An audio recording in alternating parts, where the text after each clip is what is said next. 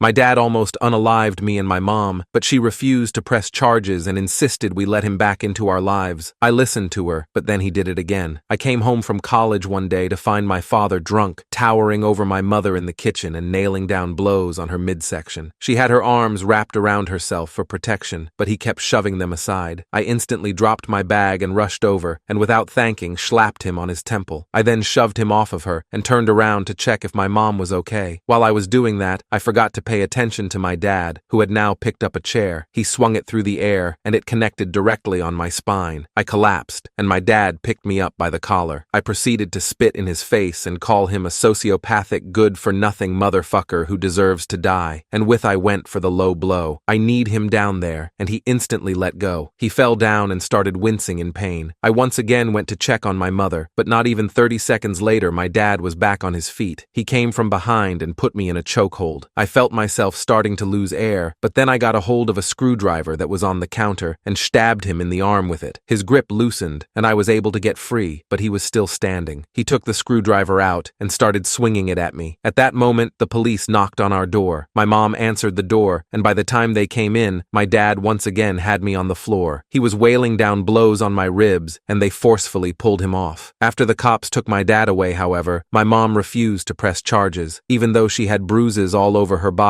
and had been crying just moments before, she wouldn't do it. Even though I too had sustained serious wounds and could have genuinely died, she refused. She kept repeating that he was sick and that he didn't mean it. I couldn't believe it. I begged her to let him stay in jail, but she wouldn't listen. That night, we went back and forth about him staying in jail, and I was scared that if she didn't press charges, he would come back to finish the job. My mom was all I had, and I couldn't lose her too. So, when she suggested that we ask for him to be sent to a psychiatric ward instead of prison, I went along with it. I hated it, but I didn't know what else to do. My dad was admitted to the psych ward, and for a while, things were quiet. My mom and I went back to our routine, and everything was normal. It was late when my mom came home one night. I hadn't thought much of it at first. She had a habit of staying out after work to run errands or meet with her friends from church, but something was off this time. I could tell by the way she slipped through the door all quietly and carefully. I was sitting at the kitchen table, going over some notes for an exam. The moment she saw me, she froze. She looked like a deer caught in headlights. I greeted her and asked where she had been, and she hesitated for a second too long. She then confessed that she went to go see Dad. She could see I was upset and begged me to give her a chance to explain. She said that he seemed much different now, and he had been getting a lot of help from the doctors. She said they've been working with him,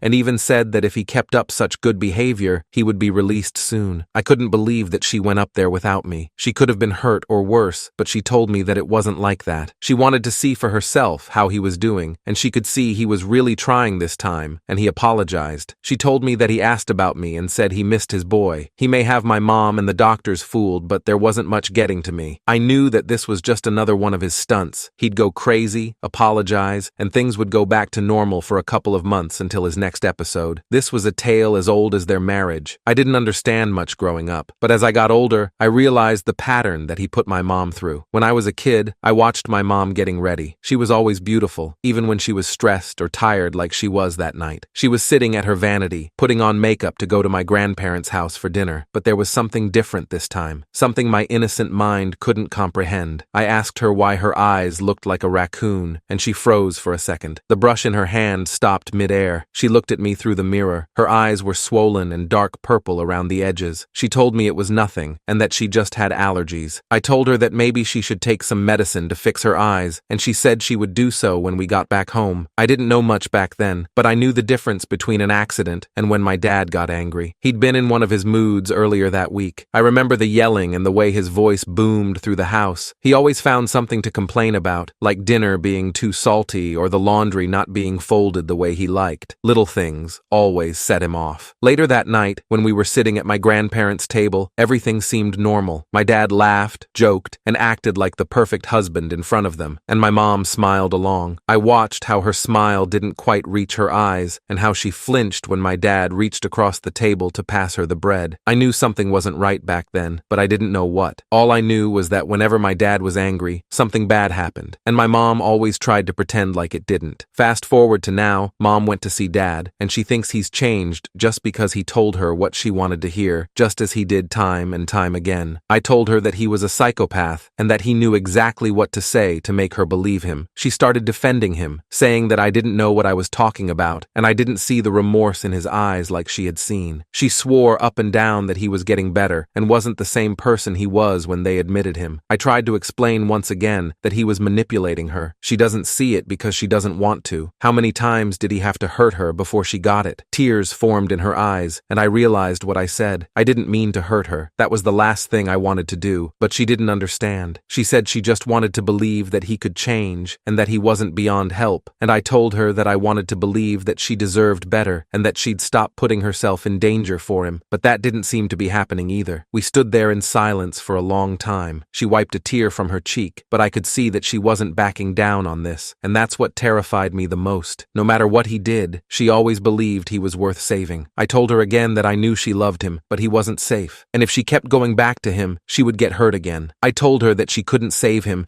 and to stop trying. She didn't respond. She just sat there staring down at her hands, and in that moment, I realized that I might never get through to her. I told her that I'm not letting him back into our lives, and if he gets out, I'm not going to stand by and let him hurt her again. She shouldn't either. I walked out the front door and left her sitting there. A few months later, my mom got a call from the hospital. They were releasing my dad. They said he'd made progress and was doing better, so they had decided to let him go. I couldn't believe it. I tried to talk to my mom about it and make her see how dangerous he was, but she wouldn't hear it. She was so happy to have him back, and nothing I said could change her mind. When my dad came home, it was like nothing had ever happened. He was charming, sweet-talking my mom, apologizing for everything. He blamed it all on his mental illness, on the alcohol, on everything but himself, and my mom fell for it. She believed him when he said he'd changed and would never hurt us again, but I knew better. He hadn't changed. He was still the same monster. The tension in the house was unbearable. I couldn't stand to be around him and avoided him as much as I could, but it was only a matter of time before things exploded again. It didn't take long for the mask to slip. One night, we got into another argument. My dad had been drinking again, and I could see the anger building in him. He started yelling at me and called me everything but a child of God. He said I was worthless and that I'd never amount to anything, then said that I think I'm better than him just because I was going to college. I stayed quiet and hoped that he'd drop it if I didn't engage with him, but that seemed to only make him angrier. He took a step towards me and said I couldn't even look him in the eye. The alcohol on his breath burned my nostrils. I told him I was going to bed, and he shoved me, saying that I thought that I was tough. I started to walk to my room without a word when I felt something thick smack the back of my head. He had hit me with a beer bottle and charged at me. It was the same old routine, but this time I didn't back down. My mom heard the commotion and ran to the living room. She tried to break us up, then he smacked her. She fell to the floor and held her face, silently screaming to herself. I looked over at her and felt rage rush throughout my body. I knocked my dad to the floor, and his drunken body couldn't get back up. He laid there,